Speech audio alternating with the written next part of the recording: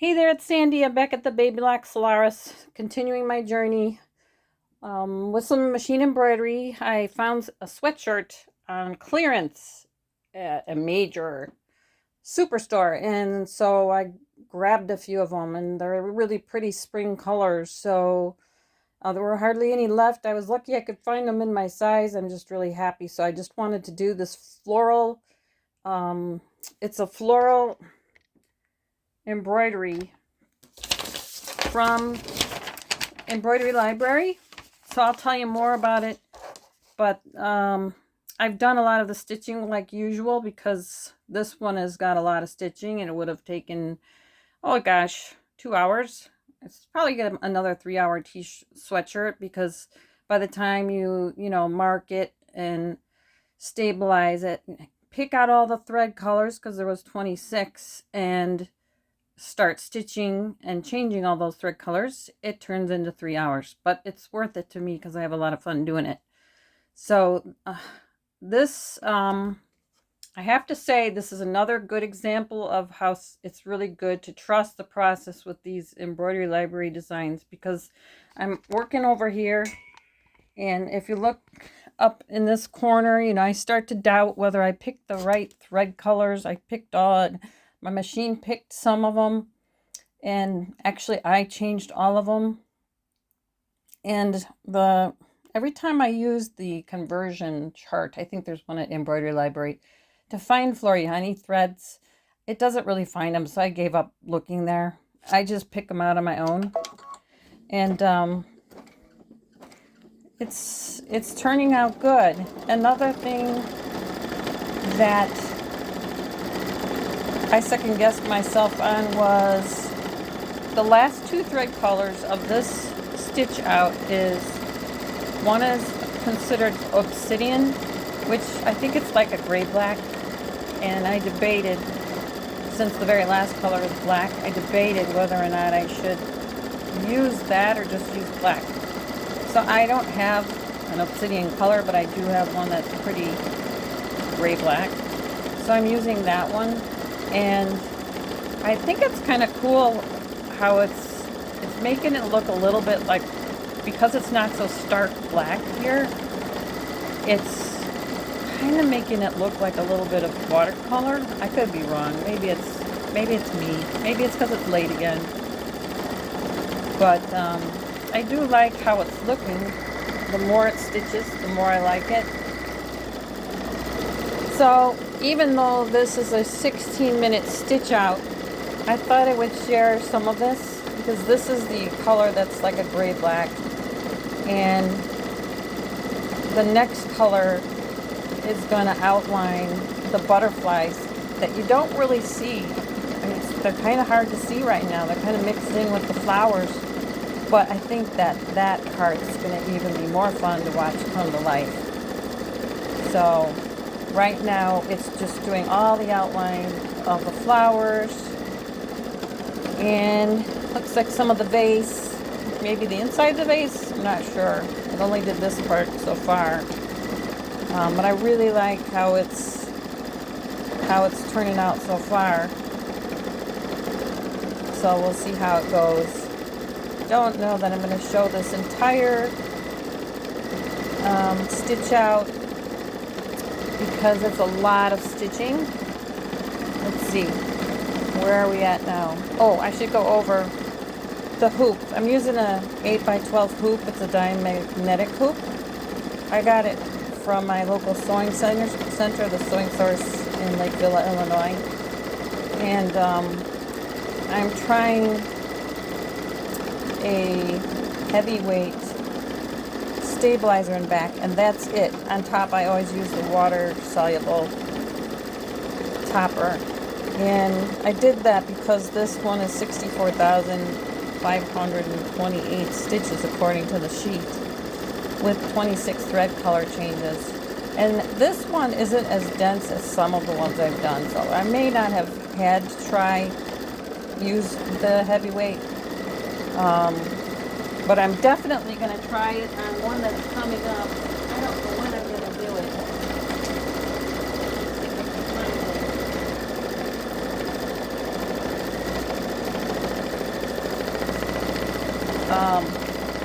So the machine says 90 minutes, but by the time you add on all those thread color changes, you know, it's more like 2 hours, and then for hooping and stabilizing.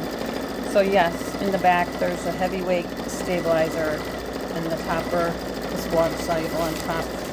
Now these are the ones that I got the heavy stabilizer for.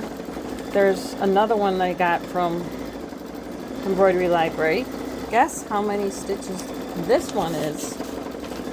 96,728, and it's got, oh my gosh, 47 color changes. Well, let me see if those are all different. 29 are unique colors, so it's really, it's that many thread changes, but I might be able, I'll have to look at the design to see if I can like combine some of those colors using that feature on my machine.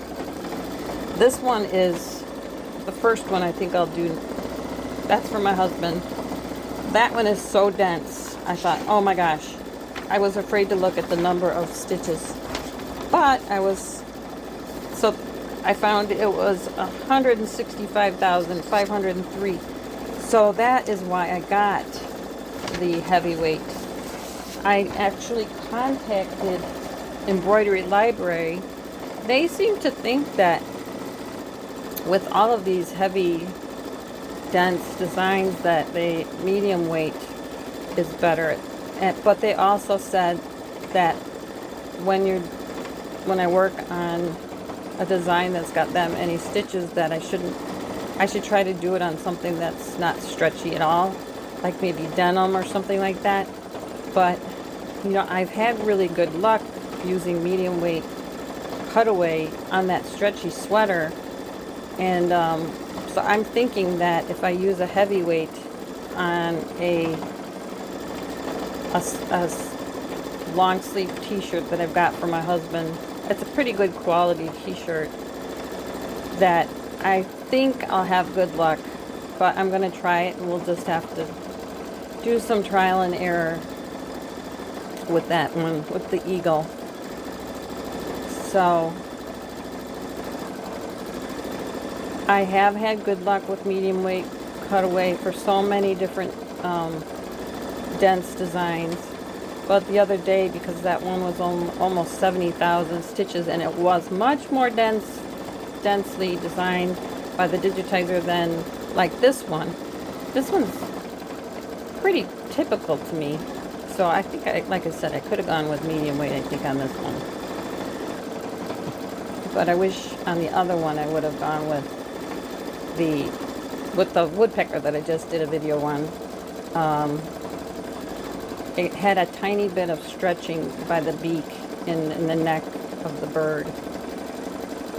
It's still okay, but it bothers me that happened. So I've been thinking about trying it for a while, so this is a side road down my journey of learning about this machine. Not only learning about the machine, but learning about machine embroidery and the whole world of stabilizers. I have someone that saw a design that I made and claimed that it didn't think it was homemade, considered homemade, but you know, a lot of people don't realize the amount of work that goes into machine embroidery, because the designs turn out so beautiful that it kind of makes it look easy, but you got to have a lot of patience and know-how. You got to know how to do the stabilizer, and honestly, got to keep doing trial and error, because you don't learn all this all at once. It's not like, I mean, you can sit down and read a book and learn a lot, but to me, you only learn by doing things. And if I've been lucky that so far I've only thrown out one garment. It was a very, very dense design. It was when I was first learning how to stabilize those very dense designs, and I used like a no-show mesh or something. I didn't use a medium weight cutaway like I know how to do now, and it stretched. And I even did a trial on a t-shirt. Problem was, the t-shirt that I tried it on was different than the one that I actually use. A lot of people say save your t-shirts because you can do trial and error and before you even do it on the real t-shirt. But the problem I've run into is you don't always have the same type of fabric in that spare t-shirt that you're practicing on as you do on the actual garment that you're going to embroider. And so it can be very different, and that's what happened to me that time. And so I just did more studying since that happened. And see how this is, because it's not as dark as black, it does kind of look like watercolor to me. Let's see here. I only have, what, one more minute on this color? Yeah. And then it goes to the black. So I guess I might as well keep talking. I didn't think I'd have much to talk about tonight, but I'm really, really liking how this is turning out.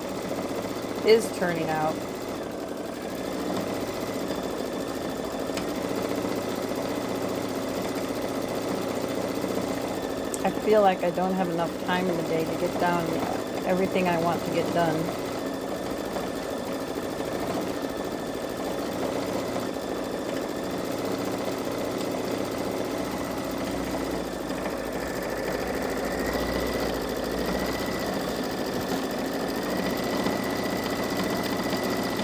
This is a Time and True sweatshirt again. Those are my favorites. I get them at my local big box store. And I was just lucky. I just had ventured on over to see if they had any different colors. And there it was. I don't know if they're still on sale, but they were on sale like two days ago, I think. And they were picked over. So they must have been on sale for a long time.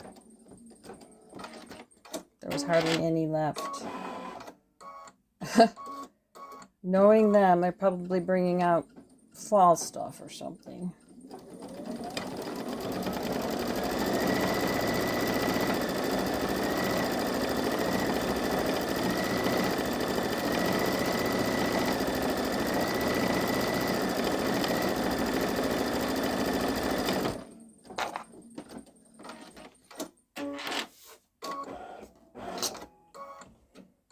This is going to be so much fun to watch the rest of it come to life.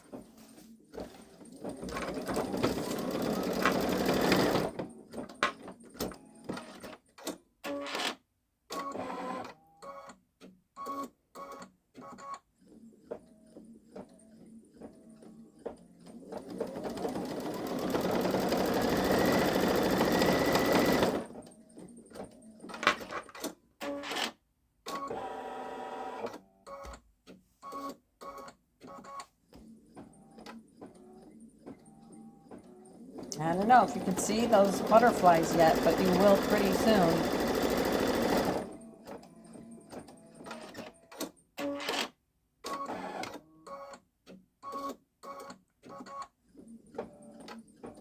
Let me see if I can count how many are there. 1, 2, 3, 4, 5, 6, 7, 8, 9, 10, 11 butterflies. Can you see them all? They're just kind of going to be hidden until this next thread color. I think I'm going to put in a different black because it's going to use a lot of black.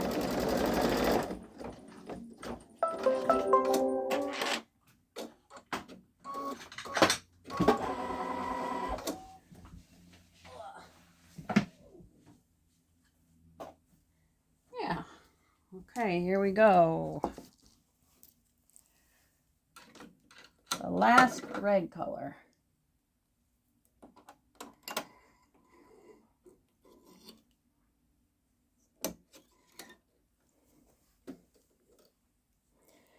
Clip that color.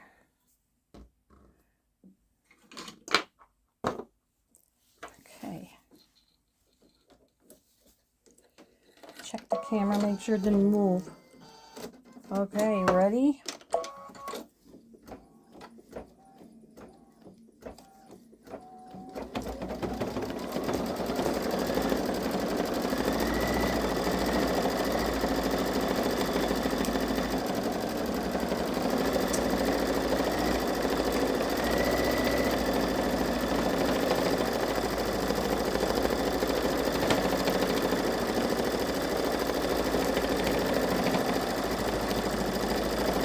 butterfly one.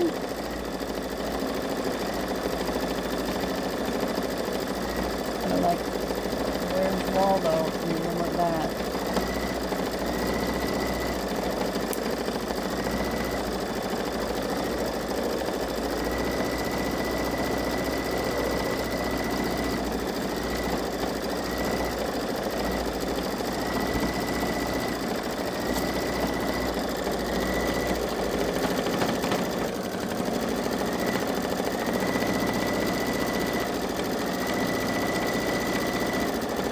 15 minutes more of black.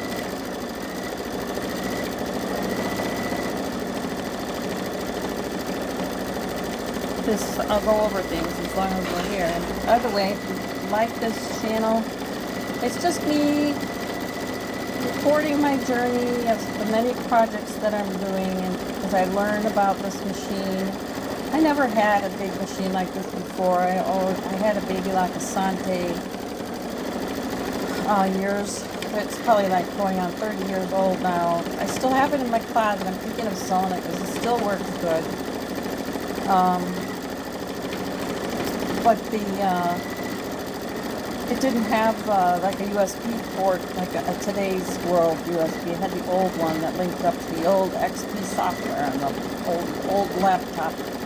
And I wanted to get something more up to date, and I was running out of designs to do on that machine. So after I retired early to take care of my mom for 3 years, and then she ended up passing away. So then I did not go back to work. I stayed retired and tried to take care of my body. And then I ended up getting this machine. And so I said to myself, I am not going to be like this machine like I was with the other one, where, yes, I know how to use the machine, but do I know how to use every part of the machine? And I did know a lot about the other machine, but a lot of times we get excited about doing certain things, and we only learn what we have to learn to use it. Like, just for example, I never really quilted before. I've been quilting for about a year, going on a year and a half. So I didn't really even realize there was a quilting stitch in that old machine. Well, there's come to learn that most machines have a quilting stitch. And so that's just an example of a little thing that I just kind of jumped over because I didn't need it. So I think a lot of us are that way. And so with this machine, though, I wanted to learn everything. So I've been like really diving into all the different avenues. And unfortunately, once I do that, I kind of get sidetracked and I go down other roads in my journey and learn about all kinds of things that I need. You know, like when I did know a lot about machine embroidery, but I didn't really study stabilizing and all of that, needles and thread and all that good stuff. So when I got this machine, I really dug in and really did a lot of research. Still learning. And I did machine couching, edge-to-edge quilting. I have to start working on my quilt. I've got so many things lined up. And so there's lots of videos out there about that. I've done some IQ Designer. I've been going through that book about IQ Designer by Babylock, and I forget what it's called. I'm blanking out. I just did a project yesterday. It was a mug rug, really cute mug rug. Let's see, Mastering. That's what it's called, Mastering IQ Designer. And so I like going through that book, but I'm only doing like the quick projects because I have so many other bigger projects that I want to get to that outside of the book, but I want to go back to that too someday. I started going through the machine screens, and I have a couple of videos out there about, you know, knowing the keys and how they work, the functionality behind them. And I have so many videos I could make just from doing that. Just from going through the embroidery screen, the embroidery edit screen. There's videos out there about that. There's videos out there about the embroidery settings. And so as I go work on projects after, you know, after I did those videos, the 3 videos, I vowed that as I work on projects, if I can incorporate some of those functions that are behind those keys in the embroidery edit and embroidery screens, that I would make a video and I'll connect them to the how-to, like putting it all together kind of a thing. I also wanted to do, you know, continue to use the designs in the machine so that I'm not just buying designs from these third parties, that I'm actually using the designs in the machine. And I was playing around the other day when I was doing a video, you know, putting it together video that I recorded and released to you guys, and I have that design saved in the machine, but it was all built, you know, by using the features and the designs in the machine. So I hope to stitch that one out soon. So there are so many things. I have so many things I want to try, but there's just not enough time in the day, because I try to balance it too with doing stuff with my family, with my husband, and I can't be in my sewing room all day long. Although sometimes I wish I could, but I gotta balance, trying to balance my life. So now you see there's 1, 2, 3, 4, working on the 5th butterfly.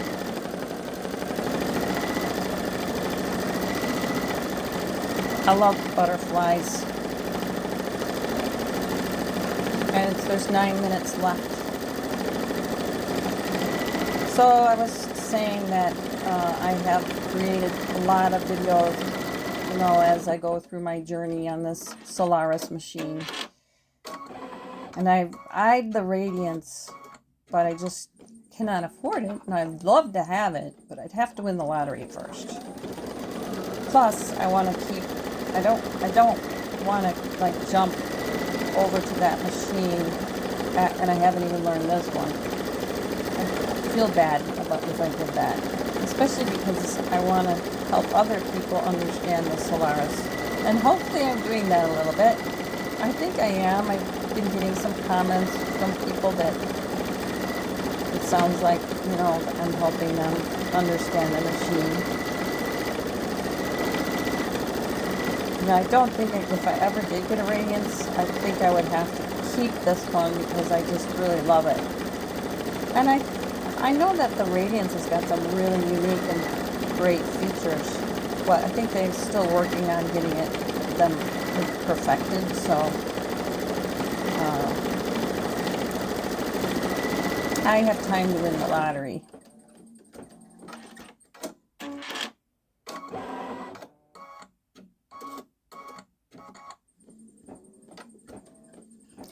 So I was going to go over this design, and I got sidetracked.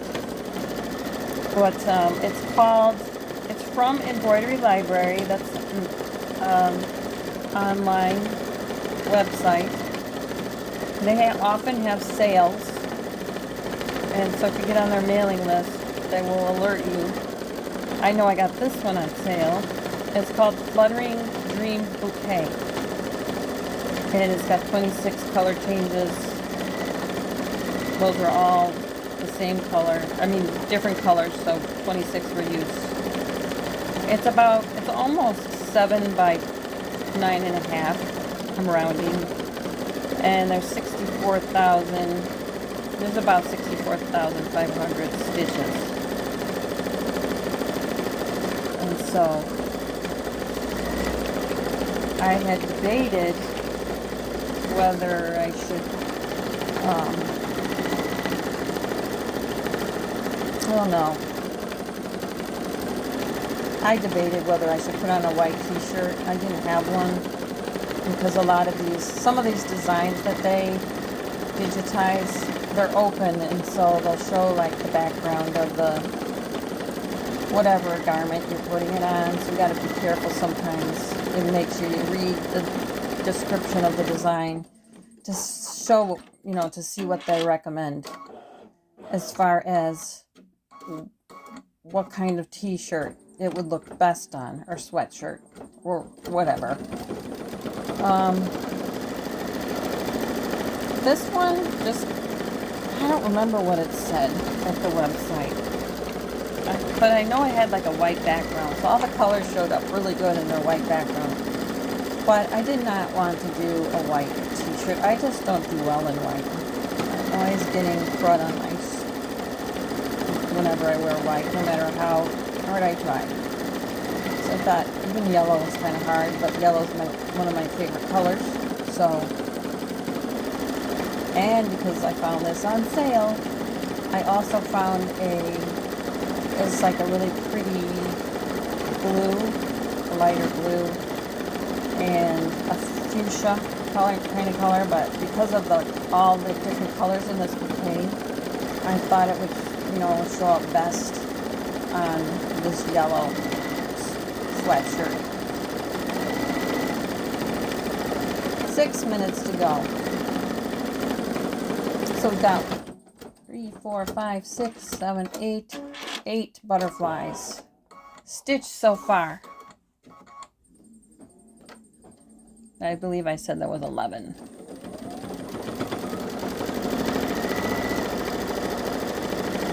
I think this one here has the most black. It's just gorgeous. It's like a monarch.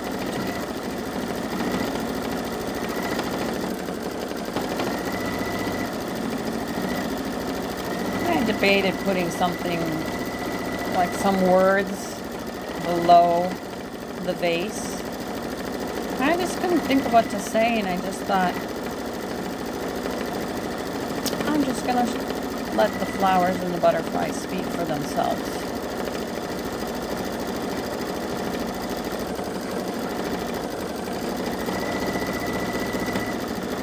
Now, if you look closely, you can see, I don't know if you can see, but down here is where it said to use like a obsidian kind of color, which is like a, to me it's like a gray black, versus the color it's using now, which is the pure black. And I can tell a difference, and I think it just helps those butterflies pop even more.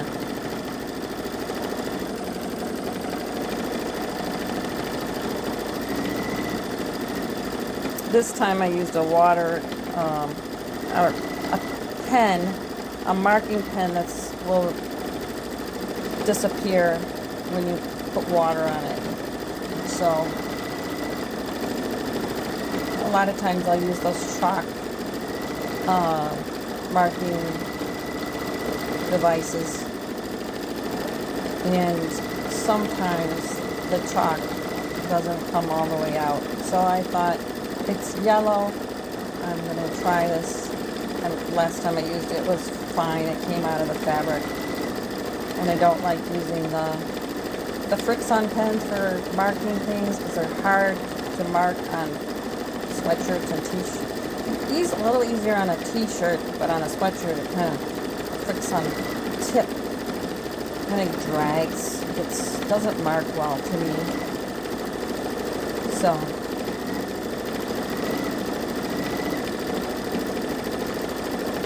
when I'm done, I'll just take off that water-soluble topper and rinse off the marking. And as you can see, it's not pulling. So far, so good.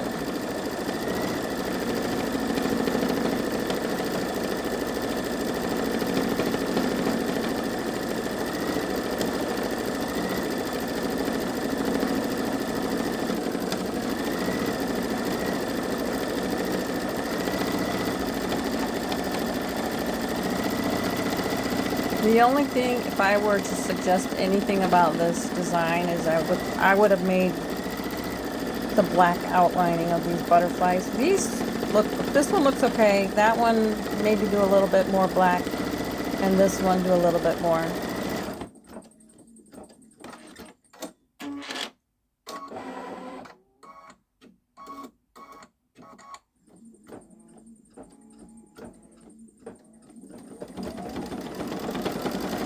This is 10.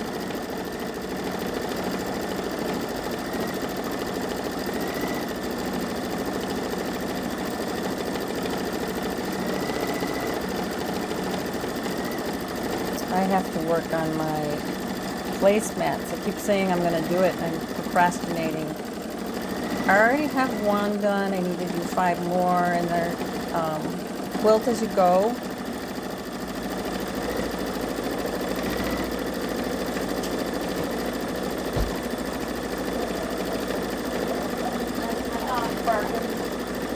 I made a noise.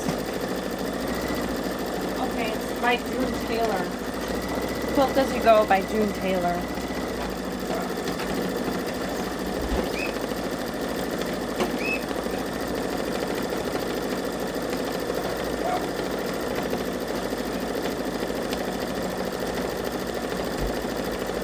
And so that I will work on next, I think.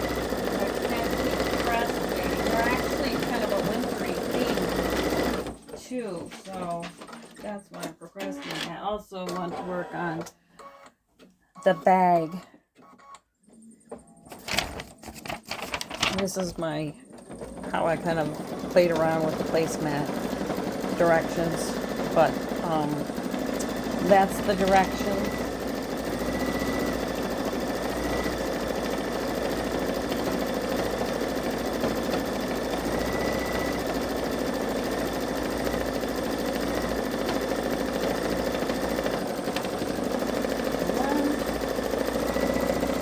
Here's the one. Whoopsie. Don't turn that off. There's the one that I did. They don't take that long. It's you do the front and the back at the same time, if you've ever done quilt as you go. And so I was going to do like 4 of them and then just do one video on showing how I did the last one. But that's the part that, to me, that it takes the longest is this, the binding. But if you do all your binding at once, it goes fast. And I've got it all ready to go. It's just a matter of doing it. So here we go. It's done embroidering. Move you back a little bit. It seemed, when I bought this 8x12 hoop, I bought it for doing something else. And I've been testing it to see how it would work because it's a magnetic hoop, how it would work with sweatshirts and t-shirts when I do embroidery, because sometimes you need this size. And it just works better. And this time I hooped it so that the neck was here. A lot of times I've got the neck going that way, and that worked out okay too. It's whatever you want to do. And so I will take it out of the hoop, and it's been working out really good. I've done 2. I did that woodpecker for my husband the other day, and now I'm doing this one, and as you can see, it did not move in the hoop. There's some water soluble in there. I'll spray that and spray that. And then I have to cut away. This is the heavyweight. So it is a little heavy. It's not that too much different than the medium weight to me, but it's just got just a little bit more oomph. So once I take that away, you can see I've got it sprayed down with temporary adhesive spray. Once I move that away, it doesn't look so stiff. So you can get the idea better. There. I'll move that away a little bit so you can kind of see it does look soft. And when I'm behind they're clipping away. I'll just clip away like a 1/4 inch. So there you go. What do you think? I think it looks really, really nice. And I'm glad that I did it. So I hope you're enjoying your machines and going to town and having fun. Share some of the projects you're working on. It sounds like you guys are working on things too. That's really great. And it's fun to share. I wish we could share pictures back and forth, but it's only one way. So anyway, just want to thank you for watching. Give the video a like, subscribe, share with a friend. Make a comment if you feel like it. Otherwise, until next time, have a great week.